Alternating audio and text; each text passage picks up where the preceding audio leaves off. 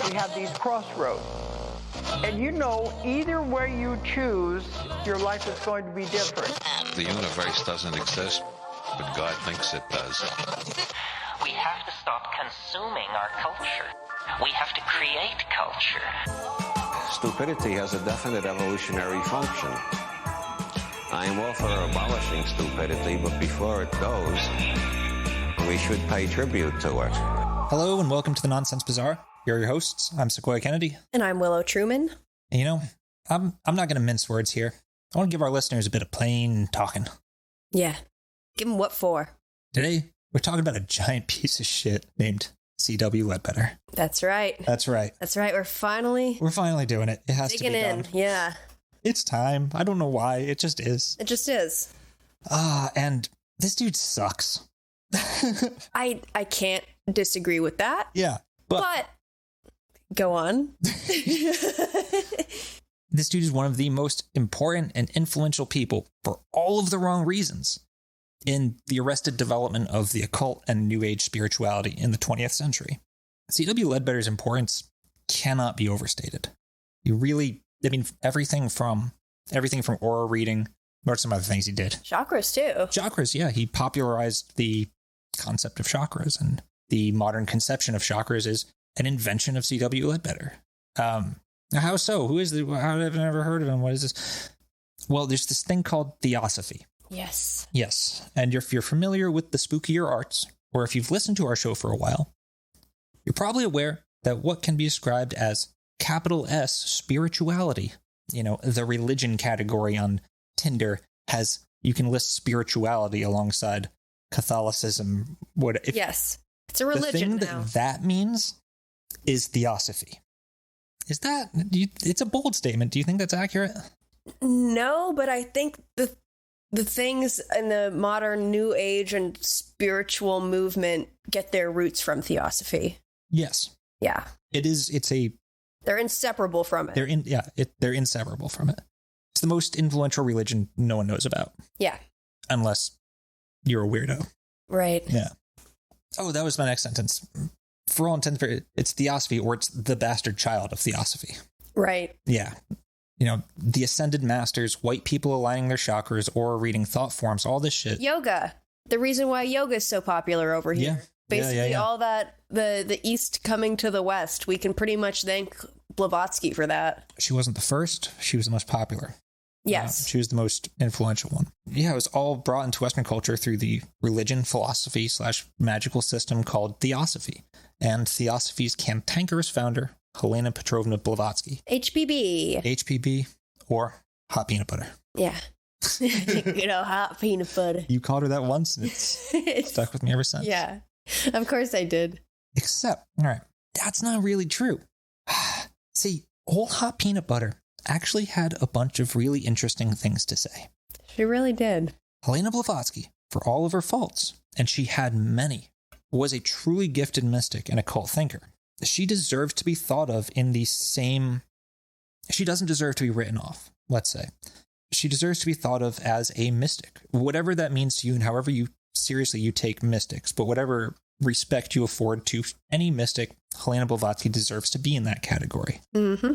Her great sin was that, as we've said before on this show, Blavatsky played far too fast and loose with the ethics of trickery, stage magic. Yeah.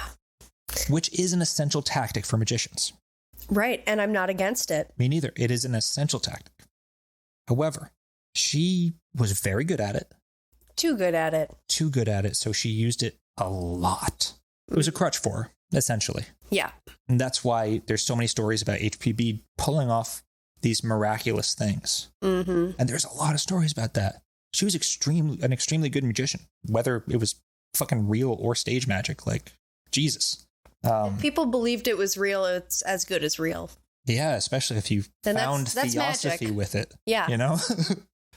And this opened the door for a creepy pederast of an Anglican bishop named Charles Webster Leadbeater to step in after HPB's death and run ramshod over HPB's ideas, perverting and subverting them into the ambling monster of nonsense we see today. Yeah, and being like, oh yeah, we were best friends. We would meet up all the time. We would hang out. Yeah, you know. It's not true. No, you didn't. She abused the living fuck out of this guy. And, you know, this is all while, you know, inserting himself into a series of young boys on at least 5 continents, perhaps 6. Yeah. Yeah.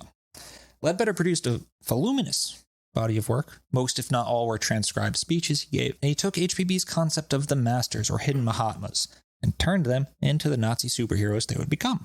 This motherfucker also astrally projected to various planets, describing ancient and current civilizations on, like, say, the planet Mercury. He went a lot of places on the astral plane, did a lot of things. And, you know, this is while astronomers were saying, oh, yeah, Mercury's too hot for life over there. Not going to happen. He's like, oh, we're going to Mercury next. Yep. He astrally viewed chemical compositions and fundamental pieces of matter, none of which agreed with what the microscopes would eventually see, and manipulated all of his followers through the old past life trick, recounting other people's past lives, you know, including his closest friend and partner. Oh, yeah.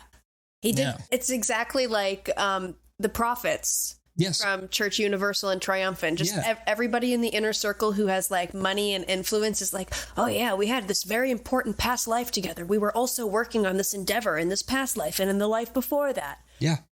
Yeah. Yeah. It's such a good manipulation tactic. Yeah. Which it's wild because you can just tell a story about somebody and just like give them characters and like it becomes this type of like social currency. Right. Like if someone told you that you were the reincarnation of Crowley.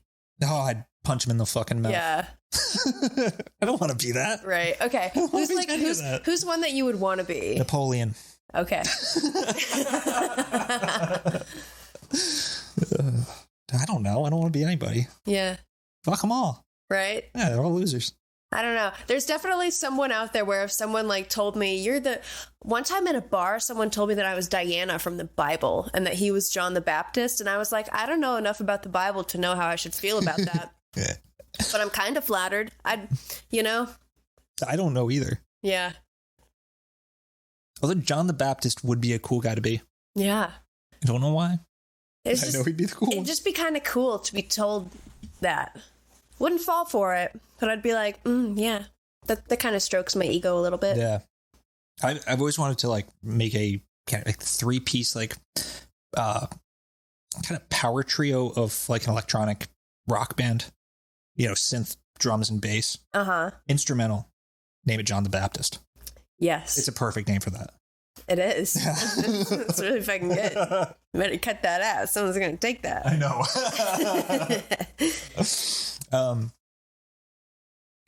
You know, and it's amongst the people for whom Leadbeater recounted past lives, included his closest friend and partner, who, and we'll let the listener decide on this one, was played for a gullible fool by Leadbeater, or was entirely culpable by telling her, amongst other things, of a past life they shared as monkeys on the moon. Yes. Monkeys. I remember that. Monkeys on the moon. This motherfucker just made shit up. Yeah. And she was like, wow. Yeah. I totally forgive you for raping little boys. Right. Monkeys on the moon. That's special. People believed him. Yeah. They bought his shit. Smart fucking people. Educated people. Fucking a lot of people believe this dude. And it's really quite frightening. But like, you know, his biggest crime, it's got to be the molest. Oh, yeah. Yeah. He just did a bunch of molesting. A ton of it. And like, I'm going to go out on a limb and I'm going to assume a lot more than he ever got found out for. Yeah. Just by way of circumstance. Yeah, I'm going to agree with that. Yeah. So we're going to cover this ridiculous asshole in full over a series. And I got to say, so I was kind of dreading doing this series because he is such a piece of shit. But once I got going, this shit is hilarious. It is so goofy. It's off the walls bananas. Yeah. Yeah. It belongs in our pantheon of stories. Yeah. Because, you know, we have shitbags. Yeah. And we have tricksters. We have goobers. Yeah. This is all of them. Yes. Yeah. So let's jump in. But before we do, tarot card for Charles. Yes. Which, weirdly, my tarot cards just jumped off of the table about 10 minutes ago, right before we started recording. They did. They kind of straight up jumped off the table. Yeah, the whole deck just flopped off. Fucking, it's the big Thoth deck, too. It's like, it's got some weight to it. Mm-hmm. Yeah, it was kind of weird. Yeah, it was. Fuck you, Leadbeater.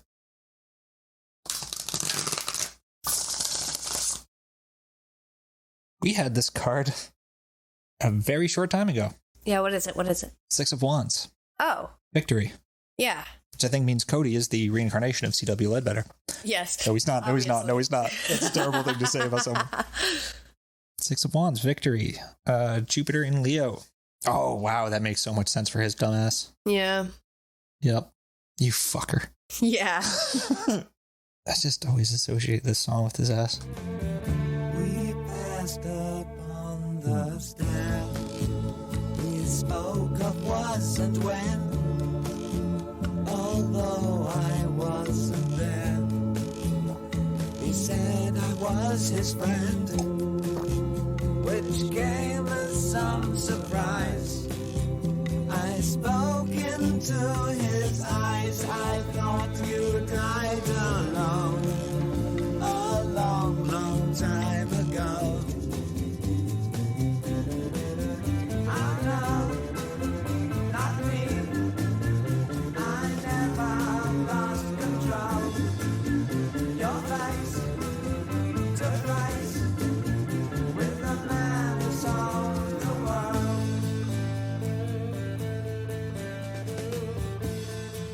Song's way too perfect for him. Yeah. Yeah. All right. So, C.W. Leadbeater is one of these guys, like L. Ron Hubbard. He's a great example. Mm-hmm. He just tells stories that are complete fucking lies. Joseph Smith. Joseph Smith, yeah. Yeah.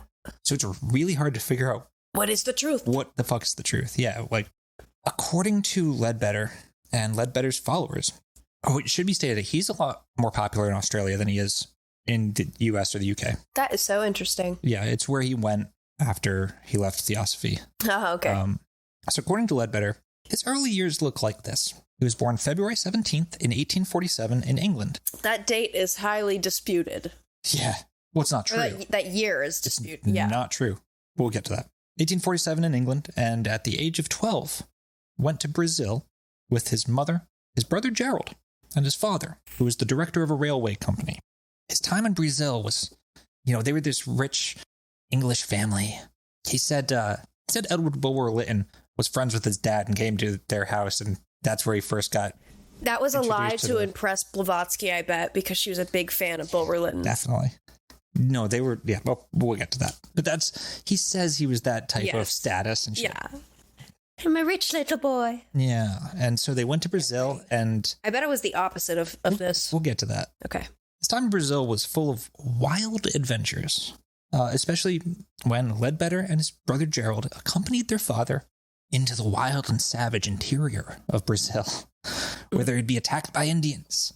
But they, on one such occasion, although they survived, Leadbeater's father was scared enough to make a long speech about morals and duty and the meaning of life, which concluded, "Remember, we are in God's hands, and nothing can happen to us without his knowledge, and whatever is his will for us, somehow or other that is for us, and if we die bravely, as Englishmen should, you may be sure we are serving him in doing it."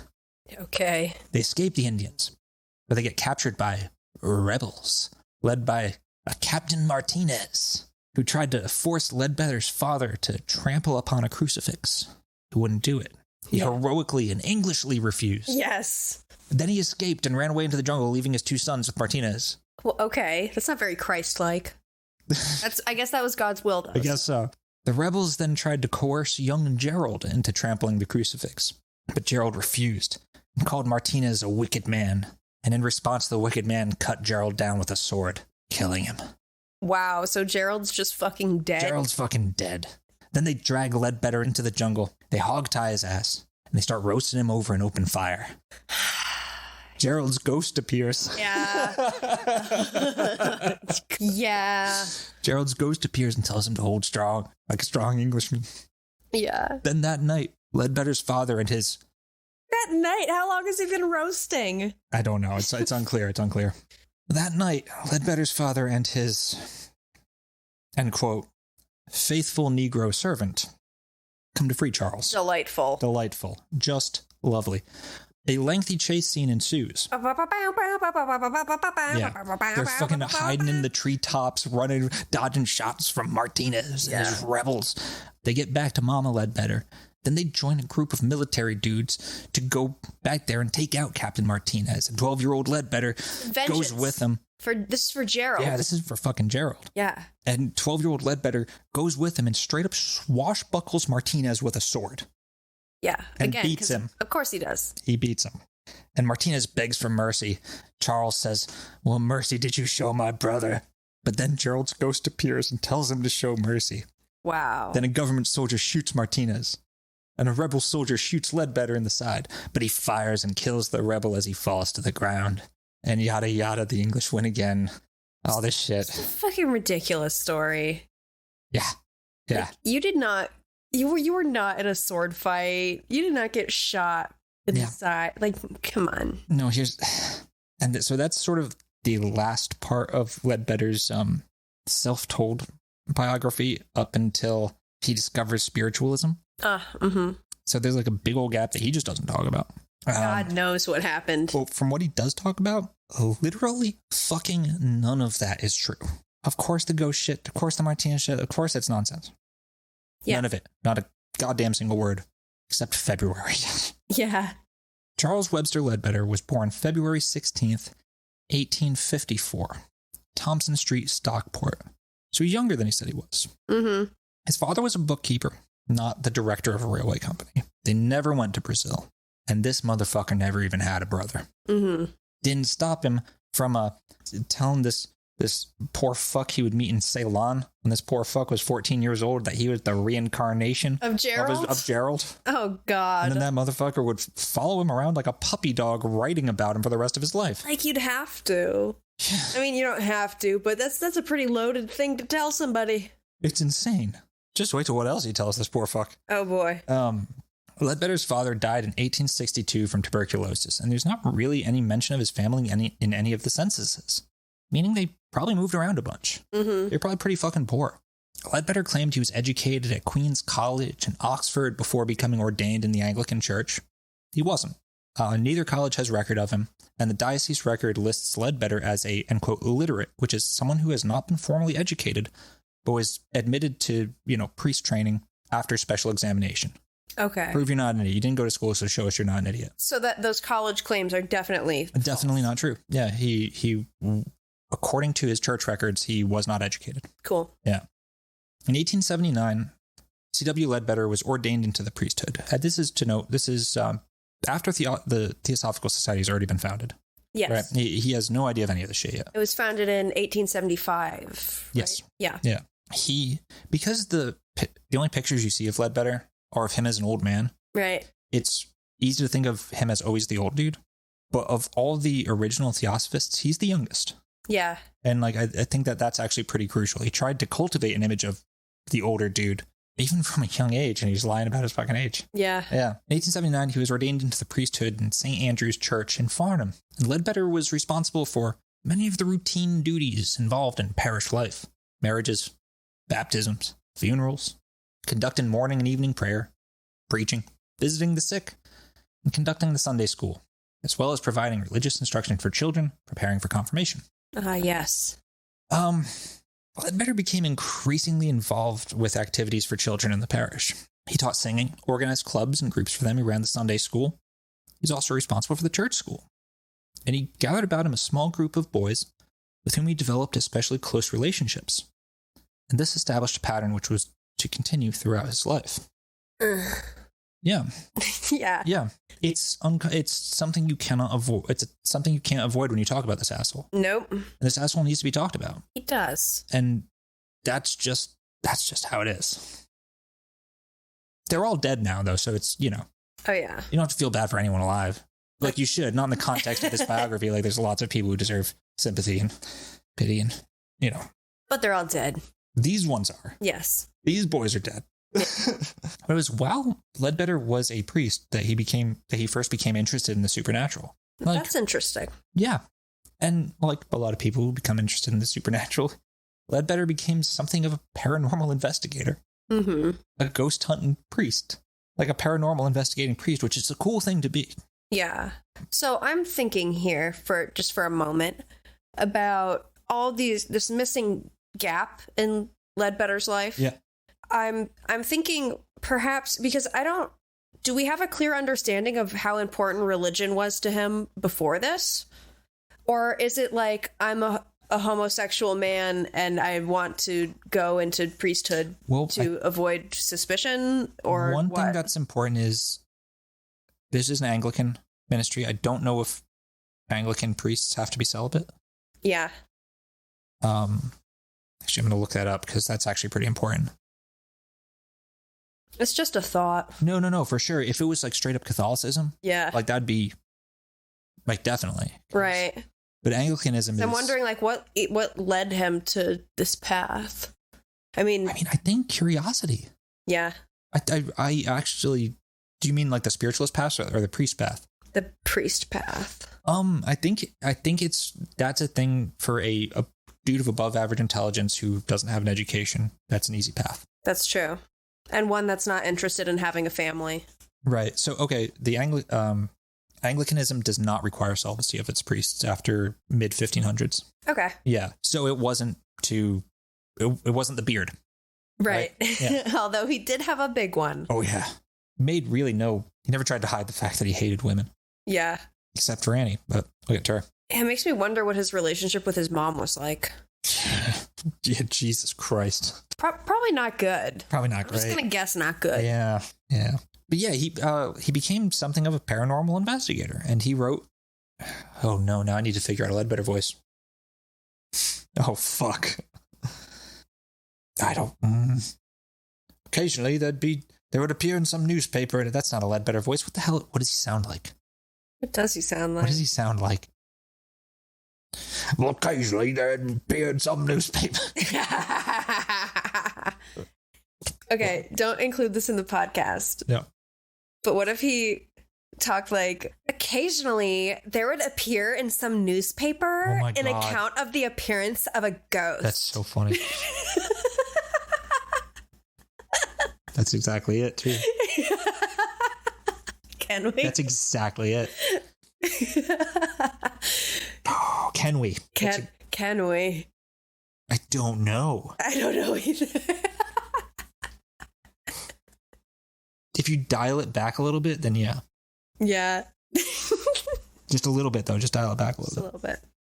Occasionally, there would appear in some newspaper an account of the appearance of a ghost or a curious happening in a haunted house. And whenever anything of that sort came to my notice, I promptly traveled down to the scene of action, interrogated any witnesses that I could find, and spent a good deal of time and trouble in endeavoring personally to encounter the spectral visitant. Of course, in a large number of instances, I drew a blank. Either there was no evidence worth mentioning, or the ghost declined to appear when he was wanted. That's so funny. It's just so goddamn funny. Yeah, so like he'd do the thing. He was the ghost hunting priest. Fuck yeah. Yeah. Well, that's kind of cool. It is. He even did the whole Robert Kirk bit and went walking around the Scottish Highlands investigating the second sight. And he also involved his other great interest with his spiritualist investigations, the Company of Young Boys. Ah, yes. His two favorites being James and Frank Matley. Ah, why not a fine pair of Couple brothers? Of Matleys. Yeah. Leadbeater organized a whole bunch of youth groups for the boys, a branch of the Union Jack Field Club, a branch of the Church Society, and a branch of the Church of England Temperance Society. My God. He was literally spending all of his time with young boys. You know, he had a passion, and he sure did. He followed it. But he had two passions, and his interest in spiritualism really took off after his mother's death in 1882, which is common, right? Yeah. Really super interesting thing here is that for all Leadbeater's investigations in spiritualism and mediumship, he did not believe it was the souls of the dead. That's very theosophical. It's incredibly theosophical, and it's very surprising for an Anglican priest. Yeah. And especially one who gets interested in spiritualism after his mother's death. Mm-hmm. It's really interesting. He already had a unique and modern-ass view of the paranormal. Right. Before he ever heard of theosophy. Like, he was a perfect fit. Yeah, it makes sense why he was drawn to it. Mm-hmm. I was not myself thinking of the phenomenon in the least as a manifestation from the dead, but only as a discovery of a new force. Yeah. I'm giving him Valley Girl voice, really. Yeah. Hell yeah. And so that is, like we just said, the absolutely perfect position from which to become enamored with theosophy. It's true. The discovery of a new force. Yeah. Yeah. Like, what are these disembodied forces that are communicating with me? You know, he was investigating like a lot of the spiritualist tricks, like levitating hats and shit, and like all this stuff. And another curious thing is that years before Leadbeater ever heard of theosophy, he actually heard a story about HPB from a friend of his who captained a ship that HPB had sailed to India on. Ah, yes. And she was doing a lot of ship traveling, too. A lot of it. Yeah, she was all over the damn place. No airplanes back then. No, lots of boats. But Leadbeater's friend, they were just hanging out one day, catching up when dude was back in hometown or something. And this dude tells him a story like, you'll never believe, like, I took this crazy lady for a ride. Right? Yeah. He tells Leadbeater of this insane, cantankerous Russian lady. Yes. Who did all sorts of spooky tricks the whole time she was on his boat. Like lighting a cigarette in the wind. Yeah, that's a common one told about her. Yeah. Yes. Yep. HPB's great magic trick. She just lights a cigarette in the fucking wind. Whoa. How does she do it? Desperation. If you fucking love cigarettes, you're going to get that goddamn thing lit, tell you what. Yeah. But that's not how... Leadbeater didn't just like go researching who this crazy Russian lady was. He was like, wow, that's neat. Yeah, that's a funny story. Yeah. And despite his ridiculous lecture, How Theosophy Came to Me, in which Leadbeater recounts how he first learned of theosophy while he was alive in ancient Greece, how theosophy actually came to him was through A.P. Sinnett's The Occult World. It was a book. It was in a box of used books he picked up. Some might call it coincidence. Some may say fate. Leadbeater said it was the master's. Yep. A.P. Sinnett concluded The Occult World with the suggestion that those who were interested should join the Theosophical Society, but he didn't say how. No P.O. box, no address, no astral telephone number, nothing. That's how it's done, folks. Yeah. Leadbeater was, if nothing else, persevering and tenacious. He was going to find out how to get in touch with A.P. Sinnett. And God damn it, eventually he did on one of his Scottish walkabouts. He like found another cutout and like wow, made like a chain of phone calls and like he worked for months. He was determined. Extremely. Yeah, he was. I will say this about Leadbeater. He was a man that got what he wanted. Fucking patient, too. Yeah. Extremely patient. Yes. Yeah. He definitely did get what the fuck he wanted. He got what he wanted. Yeah. He was very self-governed and authoritative in his control over his life and his will, and he fucking enacted it. This dude is successful. For better or for worse. Right. He was successful at what he did. Mm-hmm. Yeah, and Sinnett suggested that Leadbeater come to London to meet him.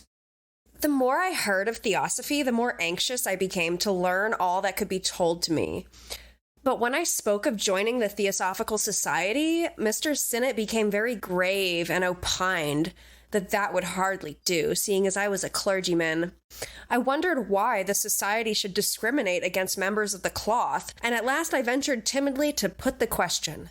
Mr. Sinnett replied, "Well, you see, we are in the habit of discussing every subject and every belief from the beginning, without any preconceptions at all, and I am afraid that on meetings you would be likely to hear a great deal that would shock you profoundly." It sounds a lot like the Spegma Goblin. I know. That's a great voice for Sinnett. I'm entirely sure they probably sounded reversed. But like Leadbeater was like fucking 6 foot something, muscly, an athlete. He was like a big dude. Yeah. Like a big, extremely fit dude. Who people took seriously. Yeah, and who could like throw his weight around and was always playing sports and shit. Yeah. A physically impressive character. Yeah. Sinnett was a newspaper editor. I also, like, I don't want to give him too many compliments, but Leadbeater had beautiful eyes. Striking. Yep. His eyes were fucking captivating. I can see why, like, he could command people because there's, like, just something about his eyes that it comes through in pictures. Yes. That fucking portrait of him that I'm probably going to use for this title card, the title card for this episode, just because it's the iconic one. Yeah. It's like, it's terrifying. It is. There's something very, like, the powers of mesmerism going on. Yeah.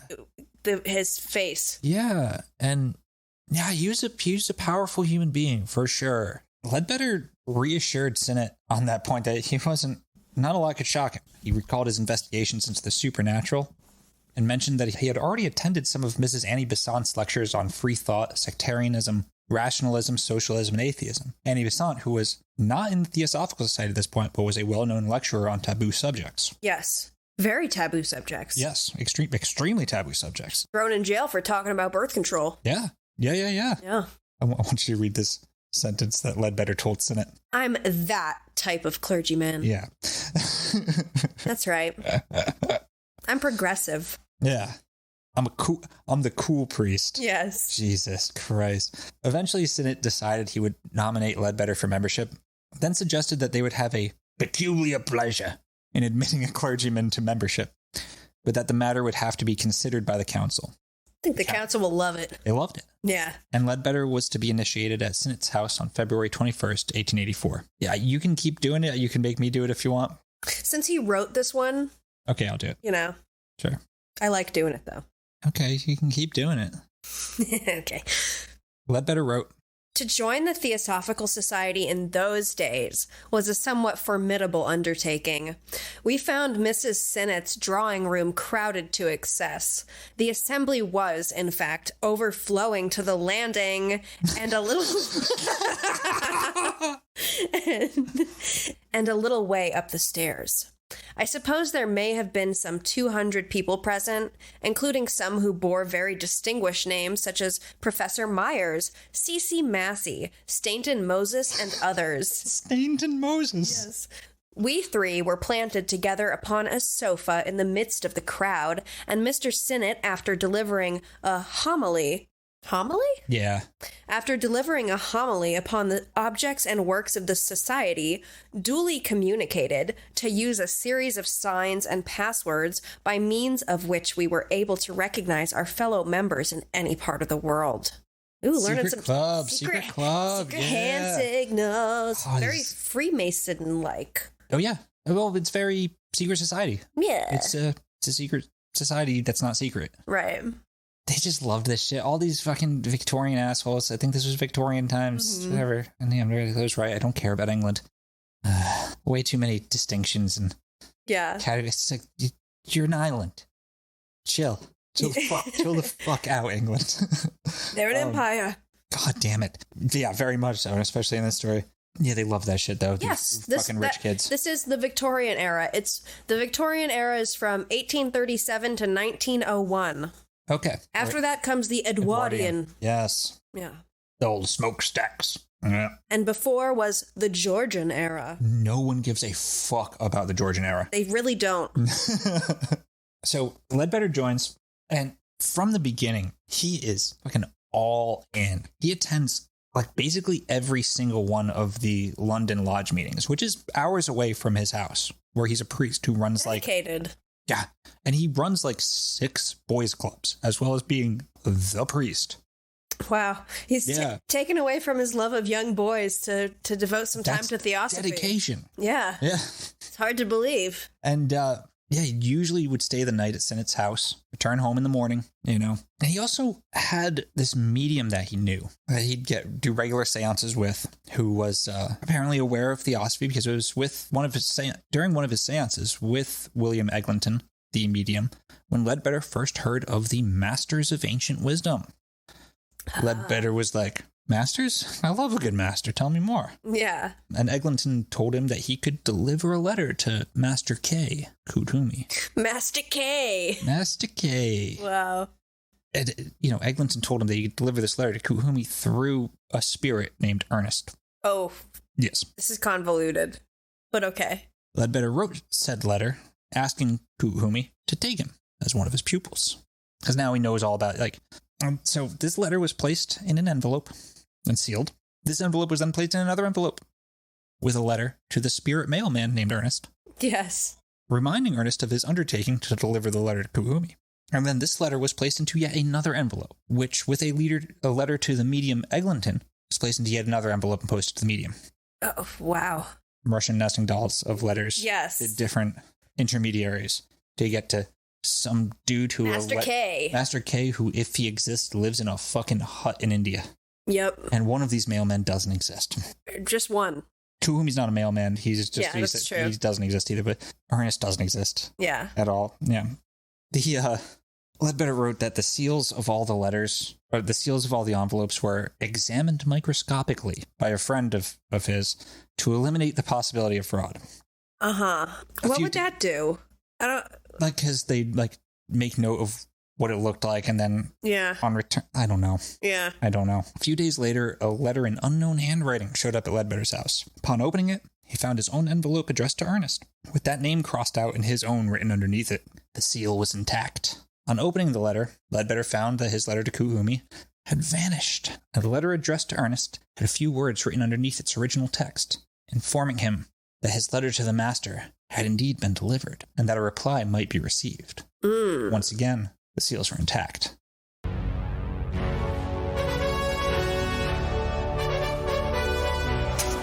So he went down to the stationery store and got the same exact envelope and then just resealed it and forged his signature and crossed it out. That's one of like 1,000 different things you could do. Yeah. Like, it would be pretty easy to do. Yeah. Yeah. No, like Mo, like, you know, people can tell if things have been tampered with, but like, honestly, you're not going to remember exactly how you wrote it. So if someone like tried to copy your handwriting and like then cross it out and put something else. No, it was that the envelopes hadn't been opened. Yeah, well, you could just get the same exact envelope. Yeah. And close it. I mean, even easier, you just steam it. Yeah. You just steam the envelope and then you reseal it. Right. It's easy. Yeah. It's like incredibly easy. Yeah. Yeah. Like if you can think of a way to do it, you could probably do it. Mm-hmm. It's that easy. While waiting for this reply that he may receive, so says the spirits, Leadbeater had a lot to do to occupy his time. See, Sinnett had given Leadbeater the job of answering correspondence to the letters written to the Theosophical Society. Ah. And Leadbeater answered all of the letters in longhand, personally and individually. He didn't just write out form letters. He literally answered all the letters to the Theosophical Society, like all their questions and shit about like doctrine and all this stuff. Yeah. Is he qualified to answer those? No. Oh, you know, so he was just like writing and kind of just making up his own interpretations of theosophy from the very beginning in like long form. He was getting very practiced with this right from the get-go. And then shortly after, it was Leadbeater's meeting with HPB herself, which finally finalized his split from the Church of England and fully into theosophy. There were already many, at this time, you know, there were already many splits within theosophy, and it came down usually to HPB herself to settle the disputes about what was really meant by the ancient wisdom. And now, Willow, I put you on the task. You did. Of figuring out. It wasn't too terrible of a task. I knew you wouldn't hate it as much as I would. Yeah. It wasn't too bad. I spent a lot of time just, you know, watching some seminars, combing through some of HPP's writings very slowly and methodically. Yeah. With a glossary. Yeah, you need one. In order to just understand some of the basic tenets of theosophy. So what is like this? Because theosophy is it's like we keep saying it's such a big deal. Yeah. So important. What is it all about? What is theosophy? So theosophy, let's just break down the word itself. Mm-hmm. It's the knowledge of the divine. So theo, it's like divine. Yeah, or Sophia. Knowledge of the wisdom. Sophia. Yeah, wisdom. Yeah. So it's like wisdom of the divine or seeking the divine truth. Basically what Blavatsky sought to do was come up with this idea. She was seeking what the capital T truth was by looking at a bunch of different religions and trying to synthesize what are the things that they have in common that could point us towards a universal truth. It's sort of perennialism, the perennial truth at the heart of all things that each fucking religion carries the seed of. Yes, yeah, which exactly traditionalism takes and fucks up all over the place. And, right. Yeah. And basically in her teachings, they use a lot of terminology, but they also have a ton of blank spaces in them that enable people to pretty much put in what they want, more or less. Right. Which is okay as long as you're following the fundamental principles. Sure. So, what are they? Yeah. Like, what does a theosophist think of God, for example? Yeah. Are they into the Hindu pantheon? Are they... Yes. Blavatsky was super into Eastern religions. Oh, Hindu pantheon's Hindu, cool. she considered Hinduism as like the closest to the truth that any religion had gotten. Yep. So what is God? Well, God, it's not a being. It's not like a thing that you can look at, right? Right. It's not a man in the sky. It's more of a state rather than a form. Okay. It's something that is causeless, timeless, unknowable, and non-describable that no human can ever perceive of. Do you remember when we did our AI episode? And one of the Scream of the Universe revealings was we went into that room. Yeah. And it was a painting that was so huge we couldn't possibly ever see all of it, like where it started or finished, how tall it was, how wide it was. Yeah. It's kind of like that. Yeah. You could walk forever, but you're never going to see all of it and know all of it because it's too much for us to comprehend. Which is the standard definition of God you will see in like basically any mystic tradition in any religion. Yes. And of course, manifested inside of this absolute indivisible truth, the one reality, there's a bunch of states of matter and consciousness, right, that unfold between various states from subtle to dense. Okay. And the final state, the most dense, is where we are now in the physical plane. So we basically exist inside of what some people would call God. Okay. And our existence here and the existence of this thing itself, this unknowable great thing, it's not the result of randomness, and it's not the result of creation. It's simply just a change of condition. It's just another state of being. Like us being here, it being here. We can't point to a reason for it. Like it just is. It just is. Exactly. Okay. Like I'm thinking of like, what's the reason for a snapshot of like one of those unfolding Mandelbrot set patterns? Yes. It's very much focused on the idea of a spiritual unfolding. Yeah. Rather than a progression. Yeah. You know, like you're not really evolving and adding things to your knowledge. You're more opening and unfolding and like, yeah, I guess like fractalizing I just outward keep into thinking the of divine. fractals. Yeah. Yeah. Or like the lotus flower or shit like that, Yeah. Yeah. So then in the theosophical view, there's the universal oversoul, right? The whole thing. The big G. And within that is the solar logos. Okay. Which is our universe, the galaxy, the thing that we physically live inside of. We basically we're a part of its body. Okay. And it's the body that contains the observable universe. The observable and knowable, yeah. Okay. Is the solar logos. Okay. So if you imagine there's the unknowable, inside of it is the solar logos, and then inside of it is us and our galaxy and everything in there. Yeah. So basically our souls are just a little part of the whole. Okay. We're all part of this divine emanation. We belong to it. It is us. We're cells in a body. Exactly. Yeah. That's a great analogy. Yeah. And all of our souls are going through this pilgrimage, right? We're going through the cycle of incarnation, and that's in accordance with the cyclic and karmic laws, which are very Blavatsky's super into the idea of cycles and karma. Yeah. I mean, that's a lot of the Hindu traditions are much the same. She took a lot of that stuff from the Hindu traditions. Yeah.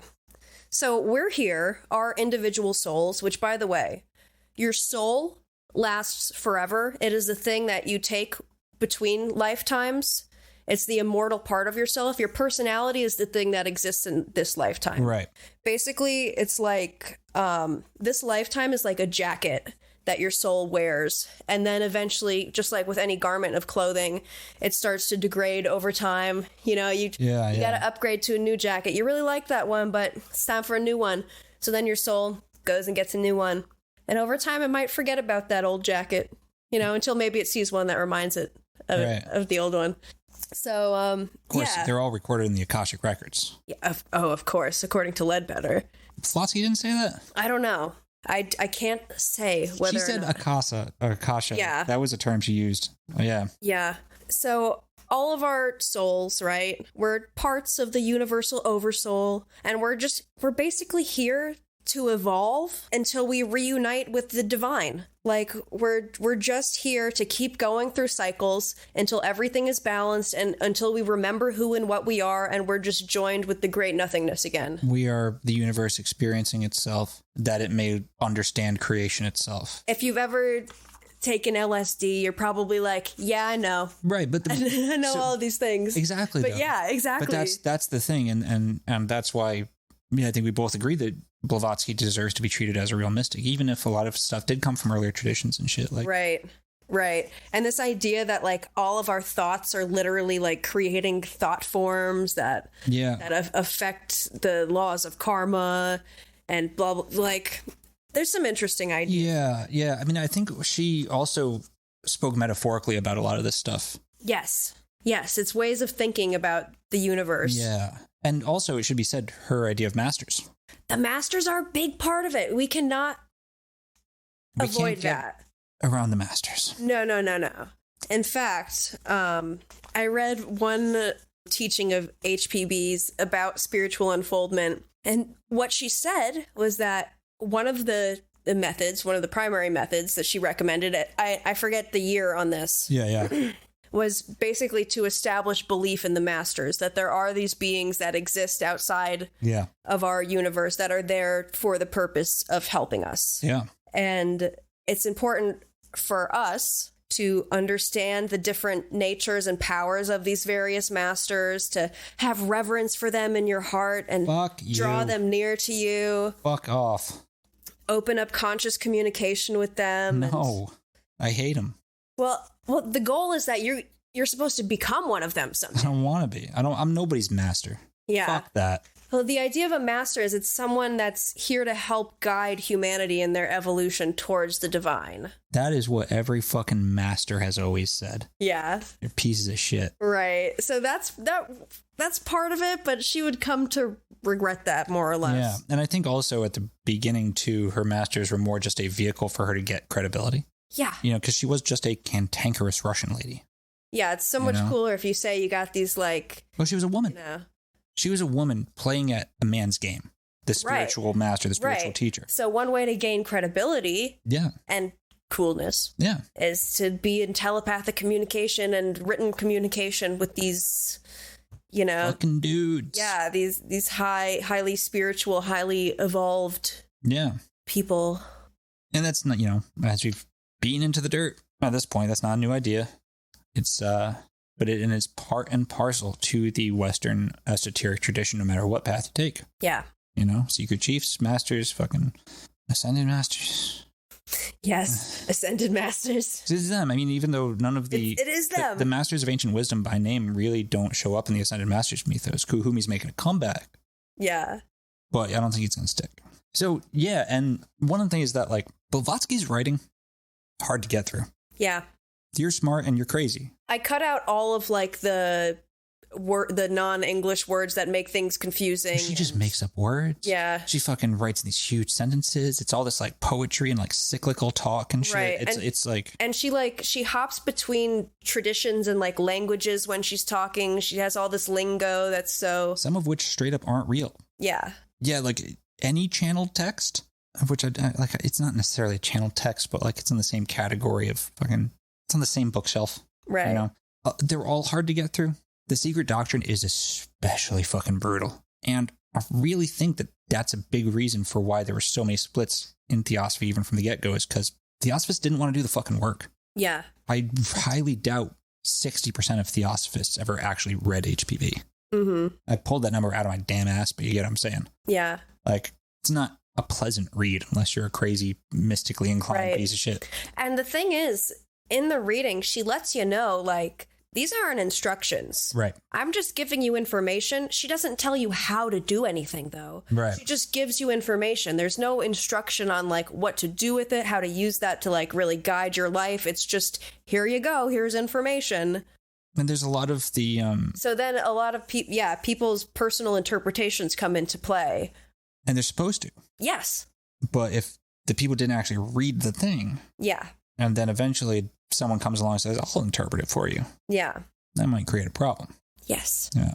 Which is to say, by the way, don't listen to me because I'm not an expert in theosophy. Right. I just did a week of in-depth research. Yeah, no, like Willow and I are trying to understand this for ourselves. We just happen to also have a podcast. Right. You know, Right. We're learning here.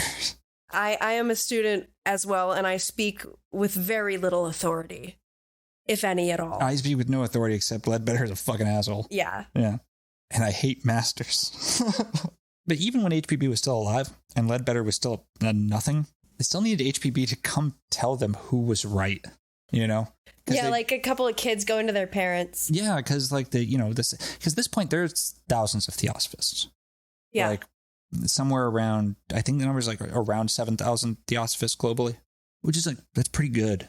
Yeah. You know, for a fledgling religion that's not a religion. People like really lost the plot though. They were like writing to the masters for like advice for their marriage and like, can you help me become rich and stuff? And it's like, did you read any of the letters? It's like, do you know, what are you doing? Yeah. Well, and that was AP Sinnott who fucked that up because he was, but at one time he was the editor-in-chief of the largest English language newspaper in India, which was a big deal at the time, considering the history of India. Yeah. And his ass just up and said he got some letters from the masters one day and like published them in the newspaper. Mm-hmm. And in doing so, he like personified the masters in a way that like these are actual dudes you could communicate with. And Blavatsky was fucking pissed. Yeah. Like rip shit. Right. Because they were never supposed to be that. Yeah, they're not supposed to be people you can write like letters to asking for, you know, am I the asshole? Right. No. Even she has them say at one, like, it's as close to saying I'm a metaphor as possible without saying I'm a metaphor. Right. Like Kuhumi says, like, straight up, don't ask me for shit. I can't give it to you. Not I won't give it to you. I can't give it to you. Mm-hmm. That's for you to do. Like, I'm not someone you can just talk to. Like, I exist here for you in this way, not in I'm a metaphor. Right. You know? And then Sinnott fucked like, that up. You'd be better off writing a letter and not sending it. You know, like you could write a letter to the masters. Right. But you don't have to send it to anybody because nobody's like there. You might get a response, maybe. And if you do, it's just HPB. Exactly. Yeah. So if you really want to communicate with the masters, you can do so just by yourself. Yeah.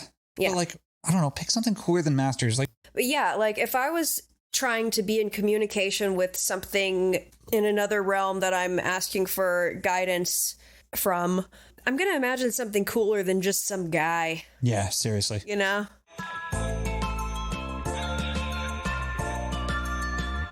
This episode of The Nonsense Bazaar is brought to you by The Nonsense Bazaar. That's us. Yay! And by popular demand, our brand new Patreon page. Yes. We've received your letters. My mailbox has been filling up to the brim. I can't even take it anymore. You guys have been coming up to me in my dreams, invading my dreamscape. We listened. We're gonna give you what you want. Well, and what better occasion than CW Leadbeater? Yeah. God, that's disgusting, but I'm all right with it. Yeah. It's magic, baby. It's magic. Why should you support the Nonsense Bazaar? Let me tell you why. Yeah. Let me sell it. To sell it, I want to pull back the curtain. I want to tell you a story. Story of the Nonsense Bazaar, because this is funny. This is just funny. So we've hinted at this like once. Here's the thing. Willow and I were at one time dating, I guess. It lasted what, 2 months? Yeah, for a few months, handful of months. It's like close to a decade ago. Yeah. A decade ago. Something like that. Yep. And then we lost touch completely. Yes, we did. For like a lot of years. Yeah. And the first time we knew each other, neither of us were interested in this stuff. No, not at all. Not at all. I mean, I was into like, you know, I had a passing interest in... I liked horror stuff and like weird stuff. I thought UFOs were into cryptids, cool. Yeah, right? But not full-fledged like... I'd actually probably just gone through my conspiracy theory phase and I wanted nothing to do with it. Yeah. That's actually right about, Right.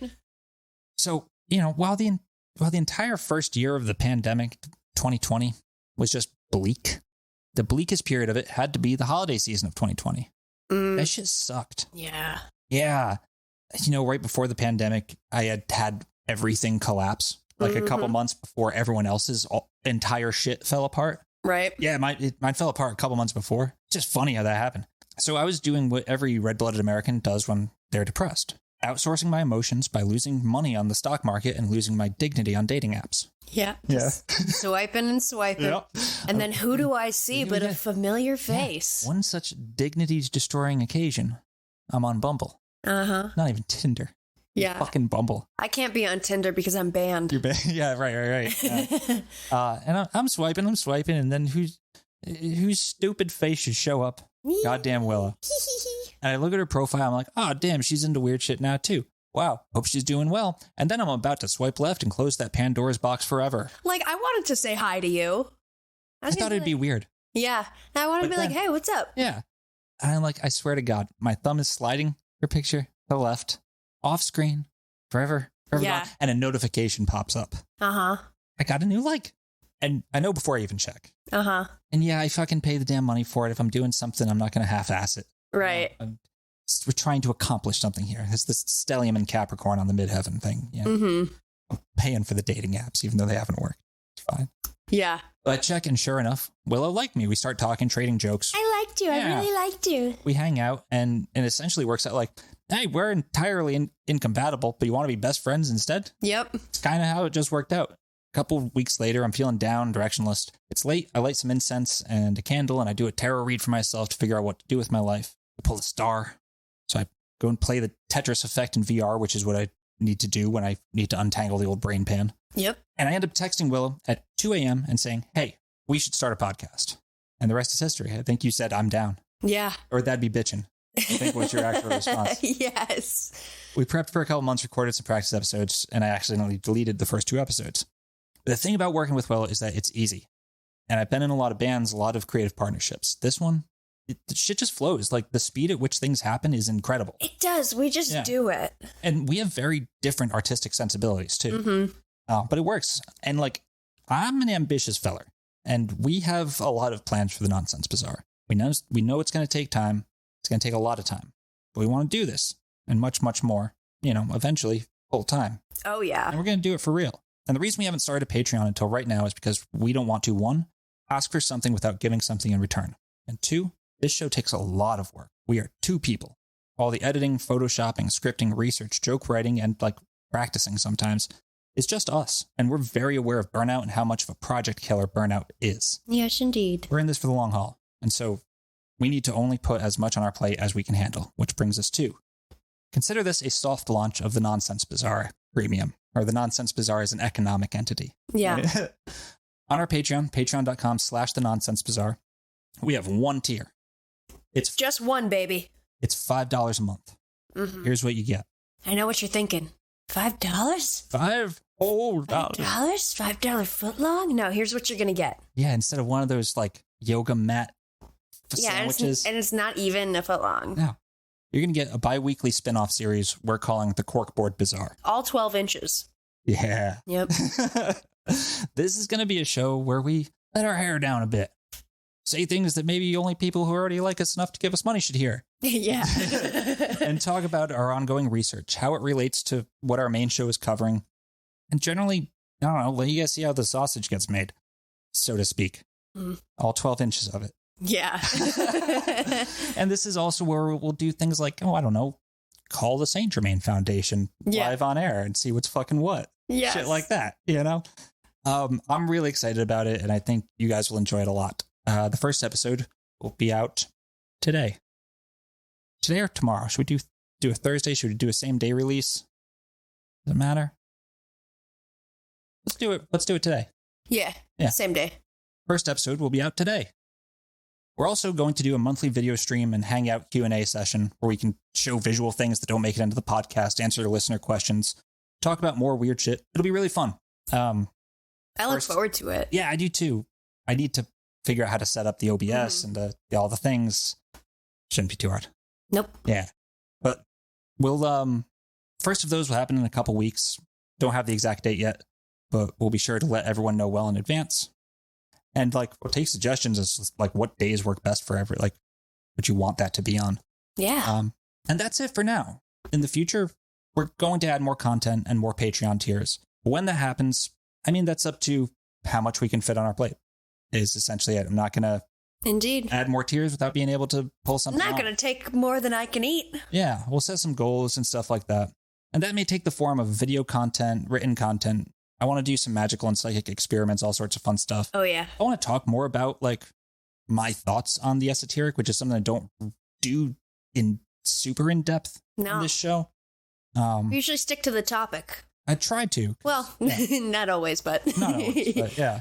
Yeah, all sorts of fun stuff. But we're going to go for the slow, sustained burn. We're trying to build a machine that will last for a long time. So unsteady. Yeah. And we really can't thank everyone enough for the support and love you've already shown us. And we hope you'll join us on this next part of our voyage. So go to patreon.com/thenonsensebazaar and sign up today for only $5 a month. Mm-hmm. $5 foot long. Is that smarmy enough? Yeah. Yeah. They call me the Henry Kissinger of paranormal podcasting. That was good. I have zero moral scruples and I'll outlast everyone. Give us money.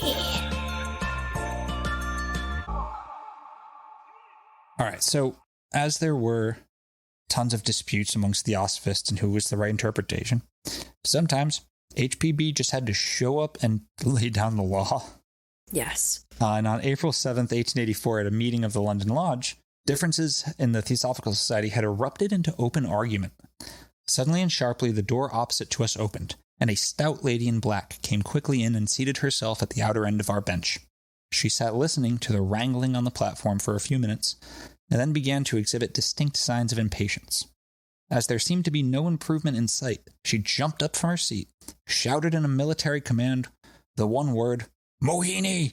Mohini! Mohini!" and then walked straight out of the door into the passage. The stately and dignified Mohini came rushing down that long room at his highest speed, and as he reached the passage, he threw himself incontinently flat on his face on the floor at the feet of the lady in black. Many people arose in confusion, not knowing what was happening, but a moment later, Mr. Sinnett himself came running to the door and went out and exchanged a few words, and then re-entering the room, he stood up at the end of our bench and spoke in a ringing voice the fateful words, "Let me introduce to the London Lodge as a whole, Madame Blavatsky." The scene was indescribable. The members, wildly delighted and yet half awed at the same time, clustered around our great founder, some kissing her hand, several kneeling before her, and 2 or 3 weeping hysterically. Jesus Christ. Yeah, and this is just some large Russian lady. Yeah. Who's really good at magic Just tricks. like flicks a cigarette ash on one of their heads as they're at her feet. Literally, that was her fucking attitude, dude. It's so Just like, what are funny. you doing? I fucking love her so much. I really do. Yeah. So Leadbeater was still basically a nobody, but he happened to be staying with Sinnett after all the lodge meetings. And Sinnett was a big shot. And so this particular night, after HPB settled the dispute and everyone had left, Leadbeater got to hang out with HPB herself. How do you? I feel like HPB has a really crummy bed. I feel like her bed is just full of crumbs. It's full of tobacco leaves. Yeah. Just full of tobacco. Yeah, and like biscuit crumbs. Yeah. Yikes. God bless her. Yeah. So at Sinnett's house that night, HPB was talking to the leadership about, what the fuck are we going to do with the Theosophical Society? This is getting out of hand. And since Leadbeater was there, he was included in the conversation. On our introduction to Leadbeater, HPB was informed that he had written a letter to a spiritualist journal defending the existence of the masters, as an Anglican priest. Mm-hmm. She seemed pleased with him and commented, "I don't think much of the clergy, for I find most of them hypocritical, bigoted, and stupid. But that was a brave action. I thank you for it. You've made a good beginning. Perhaps we may do something yet."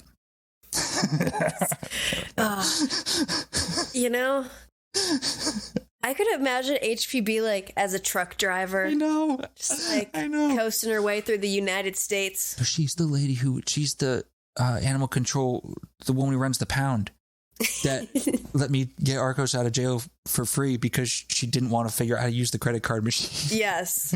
Yeah, that type of energy. Fucking love it. I don't think much of the clergy, for I find most of them hypocritical, bigoted, and stupid. Fuck yeah. So that's just the first thing you're going to say to someone you meet him? Yeah. Hell yeah. But she liked him. She liked that he stood up for her. Well, I mean, like is a strong word. Yeah, she liked that he sent that letter in. He seemed like he might be useful. Yes, precisely. Yeah. Leadbeater, who did not like women in general, was impressed by HPB. Again, impressed by what she could do for him, probably. Yeah, probably. The usefulness of her. I think he was also just straight up impressed by her strength. Yeah? Yeah. Yeah. She was strong as fuck. Yeah. Yeah. And on October 30th, 1884, Leadbeater traveled to London to bid farewell to HPB, who was preparing to leave for India on November 1st. And they're hanging out. And that evening, HPB tells him that the Master DK said a reply to his letter to the Master KH had been sent to him. DK. Donkey Kong. DK. Donkey Kong is here. Dairy King. Actually, I don't have the cue pulled up for that, so I'm just going to read. That evening, HPB told him that the masters had told her that his letter to the Master Kuthumi was in the mail and on the way. Leadbeater's like, he's like, how could she know I wrote a letter to the masters? How could she know? How could she possibly Except know? for the 7,000 theosophists. Yeah. AP Sinnott definitely told her. Right. He wrote a letter to the masters through a spirit guide named Ernest. Yeah. Like, anyway, he gets back home and he does indeed find a letter. And the letter said that while he would be accepted as a chela, a student, Yes. he'd have to put in some work. And again, they don't like priests. End quote. There is also the collective karma of the caste you belong to be considered. It is undeniable that the cause you have at heart is now suffering owing to the dark intrigues, the base conspiracy of the Christian clergy and missionaries against the society. They will stop before nothing to ruin the reputation of the founders. Are you willing to atone for their sins? Then go to Adyar for a few months in India. The ties of gratitude will not sever, or even become weakened for an absence of a few months, if the step be explained plausibly to your relative. He who would shorten the years of probation must make some sacrifices for theosophy. Yeah, so she's telling him... She didn't say shit. That's the Master Kuthumi. Oh, okay. This is the letter from Kuthumi. That's Kuthumi. Kuthumi's telling Leadbeater, if you want to make up for being a priest, yeah, go to India. Yeah. Fucking leave now. Go. The envelope in which the letter from Kuthumi had been posted... The envelope in which the letter from Kuthumi had been posted with the watermark Kensington CX OC 3084, indicating that it had been posted in Kensington, a district in the west of London, on October 30th, 1884. Which happened to be very close to HPB's house in London. What do you know? Leadbeater explained that the letter seems to have been sent to somebody in London to post. You know? Are you actually this dumb? Or do you see what's going on from the start? I can't tell.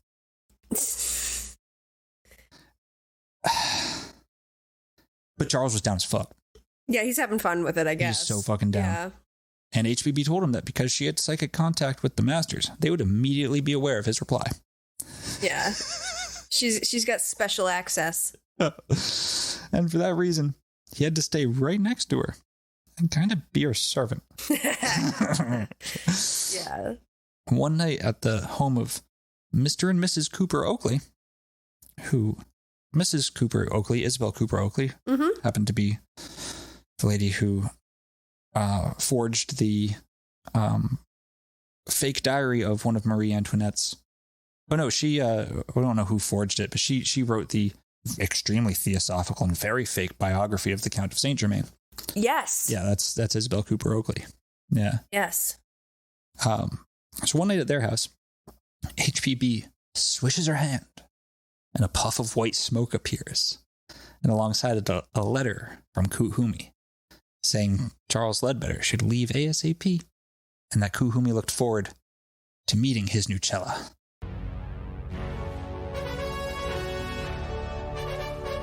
So every time it's an obvious magic trick, I'm just going to play the final countdown. Swish of the hand. Yeah. Puff a puff of white smoke, and she produces a letter from no... Like, that's just a fucking magic trick. Yeah. That's all fucking David Blaine shit. Yeah. Yeah. No, that's David Copperfield shit. It's not even David Blaine shit. David Blaine does that street magic. You're up close. You don't need the theatrics. Yeah. HPB's doing street magic. She's doing David Blaine shit with the budget of David Copperfield. Mm-hmm. But it was enough for Leadbeater, and off he went. But not before spending one last night with his boys, the Matley brothers. Oh, God. Yeah, he went back, stayed up with them till 4 a.m. Forgot about them. You know, he's just like regularly, he's taking them to like France. He's going on all these holidays with them and like doing all this shit. I think I accidentally cut that part out of the earlier script. He's literally spending all of his time with these fucking kids.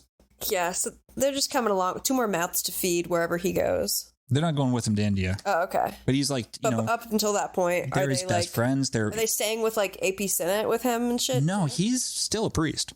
Okay. But then on like weekends, he's taking the train to London and hanging out at Senate's house. Yeah. By day at home, he's doing priest stuff. He's running like the 3 boys clubs that he runs. Yeah. You know. So Theosophy was his weekend gig. Yeah. Up until this point. Yeah. And then he just goes back to town. He's like, I'm going to India. Yeah. Everybody, I'm going to India. Yeah. Like, what? The Matley boys are like, thank God. They didn't really have anything bad to say about him. Yeah. Yeah. I don't know if it had really gone weird yet. Mm. Suspicious for sure. Yeah. But also, would they have said anything bad about him? I don't know when they were interviewed. I don't know who interviewed. You know what I mean? Right. Who knows? It's fucking embarrassing to talk about if it happens to you. Like, it's not something people share. Yeah. Especially not back then. Yes. Even now. Right. Exactly. Yeah. You look at Catholic priests in fucking Massachusetts, like how hard it was to get those fucking stories out. Yeah. That was like a decade ago. You know? Yeah. But off he goes to India. And the journey just immediately sucks. He hasn't slept in like 5. He hasn't slept since he talked to HPB. He's that high. Yeah. He's so excited. Yeah. Yeah. He doesn't sleep. It's quite thrilling. It's at least like 4 days he does not sleep. Mm-hmm. He gets on a boat. He hits a storm in the English Channel. And then he takes a train to Paris and then a boat to Alexandria, where he was informed that they were preparing to quarantine the passengers for 5 days due to rumors of cholera in France. And he's like in this cramped ass room and he's supposed to meet HPB in Egypt. Yeah. And he's worried they're going to leave without him and shit. Right. But at Alexandria, the British consul showed up and gave him a letter saying that HPB was waiting for him at Port Said. Ah. It wasn't because she liked him. Well, no. Of course not. But she was preparing to return to India to deal with attacks made by 2 of her former students and associates. This was when allegations of fraud against HPB and hoaxing and all this stuff were starting to come to light. It was the Coulom's, a Mr. and Mrs. who she had taken under her wing, who were shady in their own fucking right. Mm-hmm. And just started the litigation machine up and shit. Right. And she was about to go to war against that. And she thought that having a clergyman in tow, like a fucking puppy dog, was a big old power move. True. Yeah. That's going to make you more sympathetic to the courts. Yeah. It's, again, you're going to have this man with to help traditional give you credibility. Authority. Yeah. Right. Would an Anglican priest vouch for me if I was a hoaxer? Right. If I was some devil worshiping fucking Satanist, psycho, whatever the fuck you want to call me. Yep. Yeah. That's why she wanted Leadbeater. Yeah. Fucking smart. Leadbeater met up with HPB's group and off they went. He helped her collect evidence against the Coulom's, the principal antagonists, and for his efforts, HPB produced another letter from Kuhumi, saying he was impressed with Leadbeater's zeal and devotion. Delightful. During the next few weeks of their voyage, HPB started Leadbeater's occult training and wrote that she totally transformed and remade Leadbeater's personality, changing him from an ordinary lawn tennis playing curate, well-meaning and conscientious, I believe, but shy and retiring, into a pupil of the masters. You know how she did this? How did she do it? Well, one example of how she did this is she ordered him to carry a chamber pot, a full-ass chamber pot, hopefully HPB's, around the top deck of the ship in the midday sun. Yes. For like hours. Just sloshing around. Yeah, literally. Don't drop any. Big pot of shit. And this is in full view of all the other passengers on the ship. Oh my God. I love this lady. Yeah. Like. Probably pretty embarrassing, huh? And gross. And especially since no one in their right mind would ever think that any of those letters from the masters were genuine. Yeah. And we know Leadbeater wasn't an idiot. Right. So just keep this in mind. Leadbeater spent a lot of time with HPB during this trip. He says that he saw her do all manner of unbelievable things. Apportation of objects, automatic writing, psychic knowledge, all the tricks, every trick in the book, whether actual magic or stage magic. Leadbeater spent a lot of time observing these tricks, pulled off by a woman who made him carry around a shit bucket and often referred to him as W.C. Leadbeater. Uh-huh. Water closet Leadbeater. Yeah, toilet. She literally always called him that and pretended to just get it wrong. Right. Like, always called him that. Oh my God. I can imagine. HPB. Dude, I love her. I can imagine that C.W. Leadbeater's opinion of HPB is not nearly as kind as he always said it was. Yeah, because like in his writings, he's like, I was so grateful for the experience. It really strengthened me. I think it did. Yeah, it did. But he learned the tricks. Right. That's what he was observing. That's what I'm going to put my money on. He was watching her tricks. He was seeing how she did it. Literally seeing how the magic was done. Mm-hmm. The party arrived at the Theosophical HQ at Adyar in India, December 21st, 1884. It's this 28-acre estate next to the Adyar River. It's all this tree. Interesting looking building. Yeah, and the estate, especially now, it's much bigger now. It's fucking beautiful. Mm. It's gorgeous. Just covered in rich tropical vegetation, mango trees, banyan trees. Ooh. Yeah, all these fucking fruits and monkeys and animals running around. The river was clean in those days. Like, Monkeys it was on the moon. Beautiful. Yeah. Yeah. And in 1883, Colonel Alcott, who was one of the three principal founders along with HPB, had begun a series of improvements to the buildings. They were putting in a library with an outered wall bearing panels with sculptured elephant heads, and like it was on the rise. Mm-hmm. It was gorgeous. And Leadbeater wrote of how excited he was to get to India. Ahem. This will be you. What it was for me to find myself at last upon the sacred soil of India, among dark-skinned brothers of whom I had heard so much, any one of whom might, for all I knew, be a pupil of one of our holy masters, all of whom, I thought, must at any rate have been from childhood students of the sacred lore, knowing far more about it all than we Westerners could know. This is just some dude. He's just working. Yeah. Yeah, it's just like, just doing his shit. It's kind of hot. It's hotter than it should be. He's kind of miserable. His wife's being an asshole, you know? Yeah. And then there's 6 foot tall Leadbeater just like, are you a student of the masters? Yeah, tell me your wisdom. Wise. They're all so wise. Yeah. Fuck's sake, you piece of shit. And this was a troubled time for the Theosophical Society, however, despite the new additions to the buildings. Mm-hmm. Old hot peanut butter was getting smeared left and right. Yeah. Yeah. Yeah. With allegations of fraud and trickery, Leadbeater arrived in time to attend the annual convention at Adyar, and it was mostly focused on how the fuck are they going to fight off the haters. Like, that was how you know things are really going downhill. Right. So Leadbeater's been on a boat carrying shit. Yeah. Gets to the promised land. And the annual convention, the big meaning is, how are we going to defend ourselves from the people who say we're criminals? Yeah. And liars. Delightful. I don't not understand what he does from here on out. Uh-huh. I kind of get it. Yeah. Colonel Alcott, who alongside HPB and William Quan Judge, the lawyer who remained in America, they were the 3 founders of the Theosophical Society. And Colonel Alcott was afraid of the whole affair ending up as, and quote, a trial of the esoteric philosophy and of the existence of the Mahatmas. And as these subjects are the most sacred not only to Hindus, but to occultists of all religions, the prospect is shocking to their feelings. Uh-huh. Fuck you. What you're saying is that, like, that their esoteric philosophy and the existence of the Mahatmas is sacred to all occultists. Yeah. Fuck you. Like, I don't know. It just has this. He's just fucking bullshitting. Right. It's like they're just starting to bullshit. They're starting to freak out a little bit. Mm-hmm. You know? Because it wasn't just HPB and a couple friends anymore. This is the 3rd act of HPB's life. Right. She's almost dead. Like, she dies very shortly after this. The Theosophical Society had thousands of members across. So what Alcott does in response to this is, like, he has to get HPB out of the position of being the go-between between normal people and the masters. Yeah. So he establishes a committee to decide to talk to the masters and distribute information. Right. And the masters themselves established their own committee. The Theosophical Society Committee is Colonel Alcott, HPB, T. Subba Rao, Damodar, A.J. Cooper Oakley, Mrs. Cooper Oakley, and S. Ramaswamy Iyer.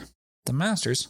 Damodar. I think he's one of these poor Indian bastards with a first name that's too hard to pronounce, so they just refer to him by his last name all the time. Yeah. Happens a lot. I'm going to do it later on. Sounds like a type of medication. Does Damodar. Yeah. And the masters allegedly set up their own committee to give information to the Theosophical Society Committee, consisting of Damodar and T. Subba Rao. Those fellers are on both committees. Yep, because they're masters. T. Subba Rao is a really interesting character. Yeah. Yeah. I cut out a lot of what I wrote about him in here, and then I regretted it. Mm-hmm. His is a long story to get into to really explain why I'll try. This dude, he was one of HPB's first favorite Indians. The fly is in my fingers right now. Dude, did you just do that? Yeah. Willow just caught a fly with her thumb and pointer finger. It's dead now. That's incredible. That's some fucking HPB shit, dude. That's crazy. Dead now. There's still another one, but... Get him. Yeah. What are you waiting for? Grab that piece of shit. Pinch it right out of the air. T. Subba Rao was one of HPB's first favorite Indian students and became one of her closest associates and like teachers and shit. Mm-hmm. Right? Eventually, he started saying shit that was probably quite in line with esoteric Hindu philosophy, but was contradicting HPB and contradicting the masters. He eventually left shortly after this committee bullshit was set up, but he would still show up at the Theosophical Estate to teach classes and like teach his people, like his friends. Like he cut official relations, but didn't stop hanging out there. Yeah. Mr. Cooper Oakley was like his buddy and was his like real esoteric student. Right. So he's like a real guy. T. Subba Rao is a real dude. He's a real thinker and a real, yogi. Yeah. Yeah, he's a real ass dude. Eventually dies of a skin disease that Leadbeater unsuccessful tried to cure with mesmerism. Delightful. Yeah. Yeah. Also, Leadbeater, after T. Subba Rao died, started saying that T. Subba Rao had been his physical plane master who taught him all this shit, which wasn't true. It wasn't true. What was true is that he was Mr. Cooper Oakley's, A.J. Cooper Oakley's real teacher and real friend. Yep. And Leadbeater and Cooper Oakley fucking hated each other. So what a dick move then. It's a huge, and it's literally just a dick move. Yeah. It's just using some dead dude to get a dig at the dude you hate. Yeah. Yeah. Sucks. Yeah. Pretty fucking rude. Yeah. Leadbeater himself certainly wasn't worried about the masters getting put on trial or any of this nonsense. He had had enough experiences already to convince himself of the reality of the masters. And Leadbeater met Kuhumi himself on the flat roof of the headquarters building outside HPB's room. Would you like to do the honors? When the master materialized in the very act of stepping over the balustrade, as though he had previously been floating through... When the master materialized in the balustrade. When the master materialized in the very act of stepping over the balustrade, as though he had previously been floating through the air, naturally I rushed forward and prostrated myself before him. He raised me with a kindly smile, saying that though such demonstrations of reverence were the custom among the Indian peoples, he did not expect them from his European devotees. White people don't gotta bow to me. Yeah. Fuck. And he thought that perhaps there would be less possibility of any feeling of embarrassment if each nation confined itself to its own methods of salutation. Give me a firm handshake, Charles. Yeah. Like an Englishman would. Precisely. Now, we've mentioned Kuhumi a lot without saying, this guy is. So I actually have a video with some facts about Coot. Oh, good. From the distinct gleam of their droopy white bill to the subtle red dashes above their forehead and within their eyes, the coot is clearly a snappy dresser. Whoa. Despite what the adage may say, the coot certainly has somewhere to go, that being freshwater ponds, lakes, rivers, and, well, sewage plants It's just a type across of northern fish. and What is- central what's a America. coot? It's a bird. Oh. I was so confused. I knew you would be. Yeah. It's just a bird. Yeah. Kind of looks like a duck, but it's not a duck. It's a coot. Oh my god. It's It's a Kuhumi. coot. Wow. Yep. You got me. Yep. That was a good one. We really haven't explained like who Master I don't Kuhumi fucking is know who though. he is. Yeah, like He's just some Indian dude. Yeah, he's the master that HPB claims to be in contact with. Yeah, he's where the she big gets guy. her divine teachings. He's the big from. guy. Yeah. We really don't know anything about his character. Yeah. Yeah. He's a literary device. Correct. Yeah. So while Leadbeater and Olcott were in Burma, which is now Myanmar, on an ill-fated diplomatic mission to make inroads with the king, they received news that HPB wasn't doing so hot. All her Blavatsky-ness had caught up with her, and she was fixing to kick the bucket. At the ripe old age of 59. Yeah. Yeah. She lit a lot of cigarettes in the wind, dude. Sure did. So Olcott's like, I gotta go. So he leaves, and he leaves Leadbeater in Burma to do the job. Like, Leadbeater was just the assistant. Hey, come on, help me out. Right. He's like, dude, you gotta take over the shit we were doing. I gotta go back. Mm-hmm. Helen's dying. Right. This is sort of the first time Leadbeater gets authority in the Theosophical Society. The first time he's a representative of it, you know. He starts giving lectures, talks, and he's holding meetings with, like, you know, important people in Burma. Yeah. The royal court, whatever. It was the first time he was the voice of theosophy, but it certainly would not be the last time. And allegedly, back in Adyar, the masters visited HPB and said, hey, you can cash out now, or you'll be given a second wind to continue your work. She chose second wind and made a swift and complete recovery. Yeah, she's back. Yeah, she's back for a little while. Yeah. For Not too long. yeah. Second wind don't last too long. It's some years. So Colonel Olcott felt it was safe to return to Burma, and then together Leadbeater and Olcott established 3 separate branches of the Theosophical Society in Burma. And then a planned tour of Lower Burma was canceled when HPB was dying again. Yeah. So the two of them go back to find Adyar in a state of chaos. The situation had deteriorated to such a condition that HPB resigned her position as corresponding secretary and prepared to return to Europe. I'm out of here. Like, I gotta leave. Like, Yeah. she, you know, now there's power struggles and shit. She's dying. Like, oh, maybe we should just, like, call her a fraud, all this, you know. So she sails from India on the 31st and never returned. She would go to Europe and write her magnum opus, The Secret Doctrine, and then cash her chips, buy the farm, shuffle off her mortal coil, however you prefer. And due to the chaos at Adyar, Olcott reorganized the society once again and appointed an executive committee to govern it alongside himself. Now, it's also worth mentioning that the secret doctrine is thought to be written by multiple parties as well. Is it? It's thought that it's like other theosophical members, their work is also included in it. Oh, I did not know that. Interesting. That's like her densest and like weirdest book too. Fever Dream book. Yeah. So in this executive committee, there was, you know, alongside Olcott, who would be going back to Europe to look after HPB, you know, there are only 2 other Europeans among the 8 members of the Theosophical Society at Adyar. The 2 Europeans were A.J. Cooper Oakley and C.W. Leadbeater. Yep. They just left his ass in India with the guy he hates. Yeah. It's quite literally what happened.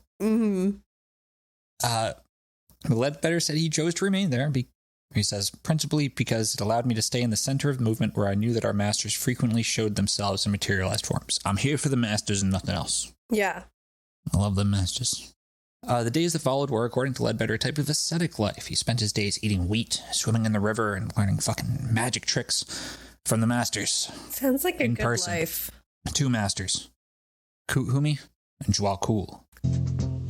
Joe Cool.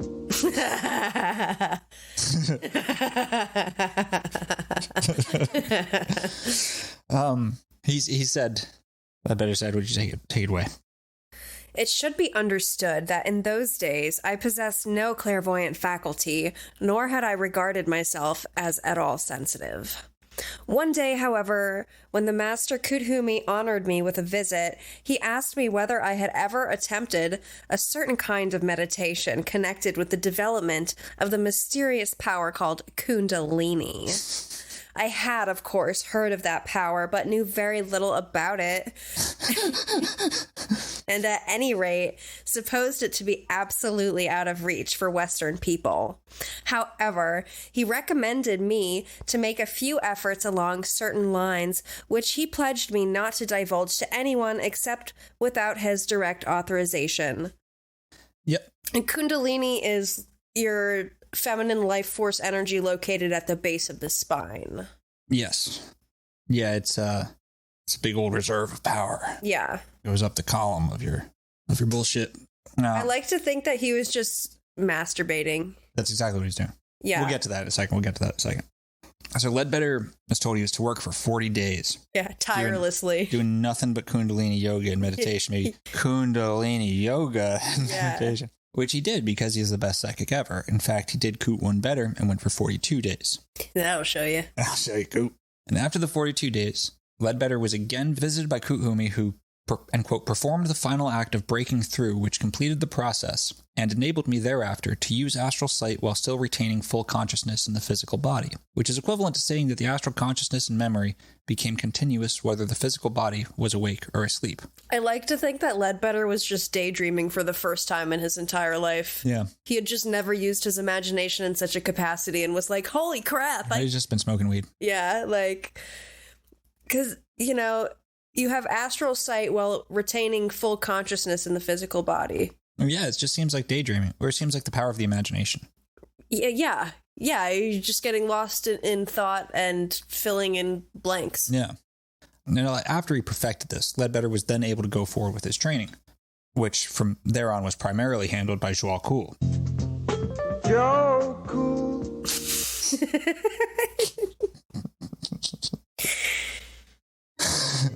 Leadbeater later recalled a close association in a past life when the master had been incarnated as Pythagoras' chief pupil, and Leadbeater has been one of his students. In this lifetime, DK continued his teaching role.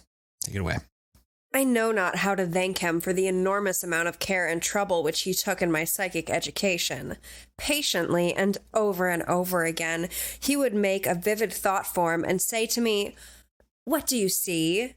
And when I described it to the best of my ability, would come again and again the comment, No, you are not seeing true. You are not seeing at all. Dig deeper into yourself. Use your mental vision as well as your astral vision. Just press a little further, a little higher. Further, higher, more psychic than anyone's ever been. Don't just see with your eyes. See with your heart. See with your second. Use the force, Luke. Yeah. Okay, so I gotta be honest with you. All that's the same thing as his brother Gerald in Brazil and shit. Yeah. It just didn't happen. Right. Just straight up didn't fucking happen.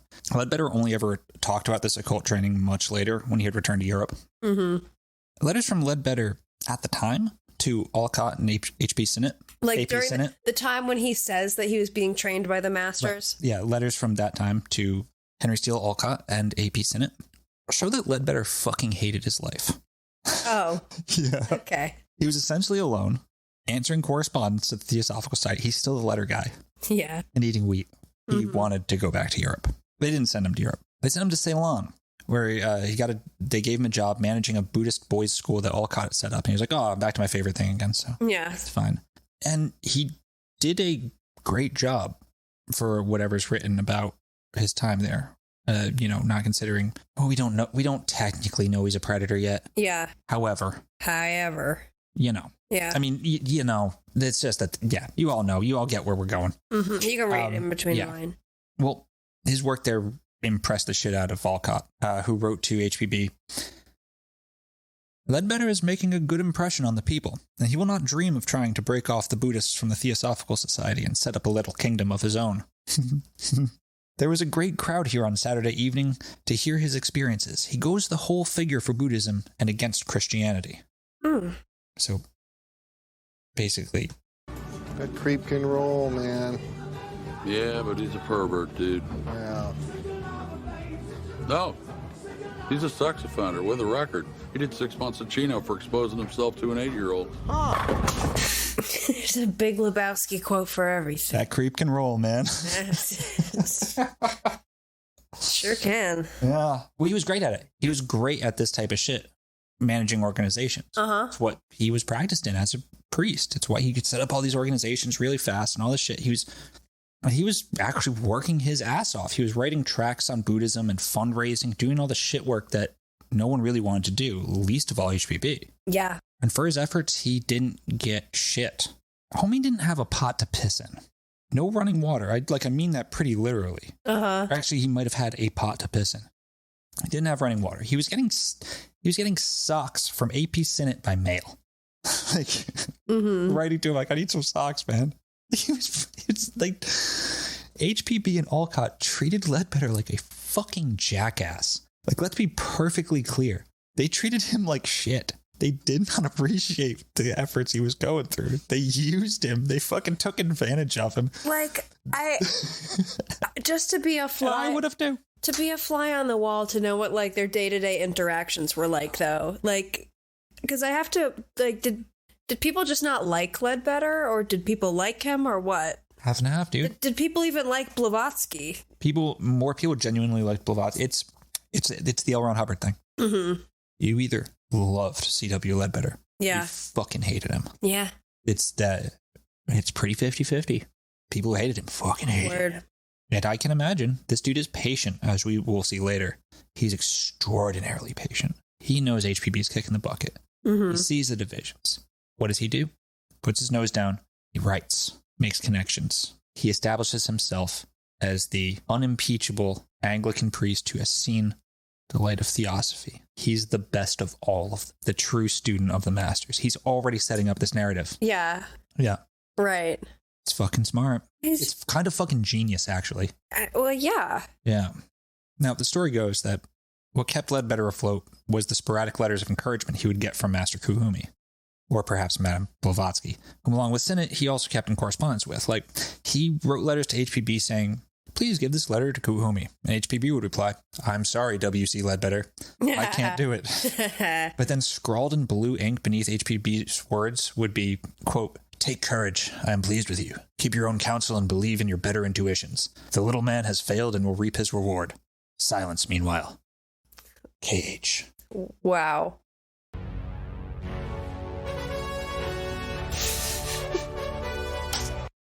I love that. I love, like, being an asshole and then, like, putting on a mask and being like, that wasn't me. I'm proud of you. Like. And it's just a pen at the bottom of the page. Yeah. I really hope he just saw through it, and it would make me like him more if he was just like, you guys suck. I'm going to take all of this from you. Right. Well, in Ceylon, Leadbeater also met, I have to try and pronounce it one time. Kurupumalaje. Yeah. Kurupumalaje. Jinara Jadasa. And I'm only going to say his last name from here on out, because I can't say that again. Yeah. Jinara Jadasa is a young lad of 14 who Leadbeater did a bunch of spiritualist parlor tricks for, and then told him that Master Kuhumi wanted him to go to Europe to be educated. Jinara Jadasa's parents refused, so Leadbeater hired a boat and told young Jinara Jadasa that he should run away from home. How? You can't just kidnap children. How? Well, he had to go to the harbor at night, jump into the water, swim to the boat. Leadbeater would meet him in Europe. Sir. The boy does so. What was home life like? If this is a... I don't know. I don't know. How... He swam to this fucking boat, then hid in the cabin for 36 hours. His parents, horrified that their son was missing, accused Leadbeater of kidnapping him. And I swear to fucking God, Leadbeater basically says, well, I'll return him if you let him come to Europe with me. Yeah. And I swear to fucking God, his parents said, fine. That's exactly what happened. Like, he says, he produces him. He's like, no, I've got to go say bye to your parents. They agreed to let you go. Yeah. Yeah, dude. Yeah. Dude. Yeah. Yep. Wow. Or do you think, like, he said something along the lines of, oh, yeah, he's missing, but I'm sure he'll turn up if you change your mind or something like that. You know, maybe the way it was written in the biography, it seemed like Leadbetter was blatantly holding the kid ransom. And it seemed like the kid was blatantly holding himself ransom. Yeah. Yeah. Jesus Christ. Yep. Dude. 14 was older back in the day. You know, I'm sure there were people with 14-year-olds with their own wives, being blacksmiths. Uh-huh. Well, so they get back to London, where Leadbetter tells Janara Jadasa that Janara Jadasa is the reincarnation of Leadbetter's non-existent brother Gerald. How endearing. Yeah. Yeah. That's a lot to lay on some. It really is, though. It really is. You know? And he tells him this whole story about Brazil and Captain Martinez and shit, and I saw your ghost, all this shit. Like, that's incredibly fucked up. Yeah. This isn't even Leadbetter misinterpreting his imagination. This is just straight manipulation. Right. It's insane. Because it's like, even if someone tells you that you're the reincarnation of their dead relative, you could say, no, I'm not. But then it's still implanted in you. Like, you know, and you could say, no, I'm not. But if that person keeps insisting, and if you are in that person's care and rely upon them, then you're going to, yeah. You know, and Leadbetter was probably like, maybe not. Yeah. You know, like he was probably playing like, I'm the kooky psychic. Mm-hmm. You know what I mean? Like he probably wasn't like, this is the truth. Right. But just subtly implanting it is enough. Yeah. To create a bond. Your soul seems similar to my brother Gerald's. Didn't fucking exist. Well, also back in London. Oh, and remember, Janara Jadasa would fucking stay literally next to Leadbetter for decades. Yeah, the Matley brothers are out of the picture, so he needs another. This isn't even his boy. Oh, no? I should have mentioned. Not a boy companion? This motherfucker basically got a boy companion throughout any journey he had. Like, I think that he starts having more boy companions now, but it's always Janara Jadasa and like another young boy who just keeps cycling through. Yeah. Yeah. At this time, Leadbetter also became tutor to A.P. Sinnott's young son and a few other theosophists' young son. The tutoring relationship wouldn't last long. There are different rumors as to why the tutoring relationship ended. Some say it was because Sinnott was intimidated by how much better of an occultist Leadbetter was. Others say that Mrs. Sinnott got wind of Leadbetter's rumors of Leadbetter's immoral proclivities, shall we say. And I happen to believe that that's probably the correct explanation. But Sinnott and Leadbetter stayed friends, you know. There wasn't like, that's just rumors, and maybe it's just rumors in retrospect, right? Leadbetter and Janara Jadasa lived together in a tiny one-room apartment, and Leadbetter spent better part of his days studying the souls of cats. Yeah. I mean, me too. Yeah. Yeah. Janara Jadasa had this cat that he just brought with him fucking everywhere. Yeah. Leadbetter was just observing his soul all day and like had this whole thing about like where cats, like the special place cats had on the evolutionary fucking plane. Like they were like almost sentient little baby souls and shit. And like it's a whole thing about cat souls. Yeah. Yeah. Yeah, it's cute. Yeah. Leadbetter saw HPB only 2 more brief times. And now that HPB had no more use for him, essentially, she seemed to have forgotten about him and didn't even let him join her new tiny esoteric society, an unofficial inner order of HPB's most trusted confidants. Yeah. This, and like... Sorry, water closet. Yeah. You're out. Yeah, she just didn't care. Despite literally how much work this dude just did for her. Right. He did a ton of fucking work for them. Yeah. As much of a piece of shit as he is, they're being dicks. Right. You know? Yeah. I bet if HP was nicer to Leadbetter, it would have been all right. Yeah. Yeah. What am I saying? They all had a great time. Leadbetter, it worked out fine for all of them. That's true. They didn't even see the shitstorm they caused. Yeah. God damn it. Everything was just fine It's and pretty much... Well, besides for all of, you know, the hoax and the fraud rumors and having to fight against that. No, but other than everyone was having fun. They were all rich. No one gives a shit. Right. Yeah. Leadbetter dies as a fucking old man. Right. An old venerated man. Yeah. And then the world loses its fucking mind. Mm-hmm. God damn it. All right. At a reception at the London Lodge of the Theosophical Society in the Sinnott's drawing room in 1890, Leadbetter would meet Mrs. Annie Besant, who had joined the society on May 21st, 1889. We mentioned her earlier. She gave a bunch of lectures on extremely taboo subjects at the time. You know, she was a early feminist, atheist, socialist, At one point, she was an anarchist. She did wear a lot of hats. And she finally became a theosophist. Once they met, Leadbeater quickly entranced Annie Besant, and yeah, he ingratiated himself with her very, very quickly, and became the most important person in her life for the rest of her life. That's true. Yeah. HPB died on May 8th, 1891, and Annie Besant was to take up HPB's mantle as mystic and secret keeper. Yes. Along with William Quan Judge. Which is crazy. They only met like... Annie was a really impressive character. I know. It makes total sense why they got along Absolutely. so well. Absolutely. Both bad bitches, man. It's true. Yeah. Along with William Quan Judge, the lawyer who was just always in America. That's just where they had him. Mm-hmm. I'm curious about him. The American Theosophical Society broke with Leadbeater and Besant. And I don't know if Judge was a good guy or not. I don't know enough about him. I know he was one of the original three, and then you don't hear much about him, but he's responsible for American Theosophy. Yeah. It's interesting. But Annie was the head of the Esoteric Society in London. Along with William Quan Judge, the inner order that became the power center of the Theosophical Society, despite being unofficial. For the moment, no one gave a shit about C.W. Leadbeater at all. That was about to change quickly and spectacularly. That's where we're going to leave it for today. Yeah, they thought they could keep him busy writing letters. No. Yeah, no. So now this motherfucker had a resume. Yep. And he had been writing letters. He was the guy that answered everyone's letters. The Theosophists all knew him. Yeah.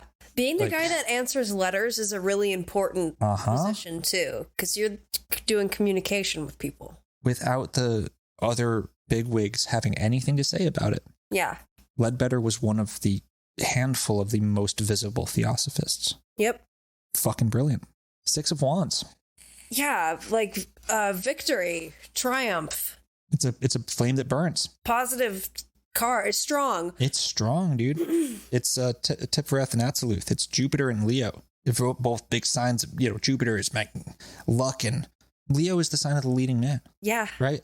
It's the sign of the actor, the star. The proud mane of the lion. Proud beard of Leadbeater. Leadbeater. Which is truly like what he is. Yeah. He's a strong ego. Yeah, strong sense of strong force and will. Personality. He is patient. He'll suffer through the shit. Mm-hmm. He'll get what the fuck he wants. Yep. It's kind of a perfect card for him. Yeah. Like, it's a very positive card, and he really wasn't doing that bad. Yeah. He's on a positive place in his story right now. Just true. Yeah. I hate it, but it's true. Yeah. Shit. So that's where we'll leave it for this episode. And then next week we'll get into him and Annie getting to know each other more. We're going to talk about some of their literary collaborations. They would do occult studies and investigations, which consisted of them going into the forest with blankets, having a picnic, laying on the blankets, and then just daydreaming and writing about it as if it's the secret truth in the Akashic Records. I love it. Yeah. Like, I do that too, but I don't tell anybody. Right, because that's what it's for. Right. It just stays in my journal. He's given speeches to thousands of people about this shit. Yeah. He's saying, I know how atoms are. Like, I know what the elements are composed of. Mm-hmm. He doesn't. Yeah. He's just making shit up. Yeah, no. It'll be fun. And then, there's a courtroom drama. Oh, yeah. And part 3 is going to be a whole thing. This is going to be... Jiddu Krishnamurti's all up in part 3. It's a crazy story, man. Crazy fucking story. So stay tuned. Stay tuned. If you like what we do, please rate, review us. Yeah. And go to patreon.com/thenonsensebazaar and sign up today. Yes. Take care. We love you. Yes. Take care. Peace out.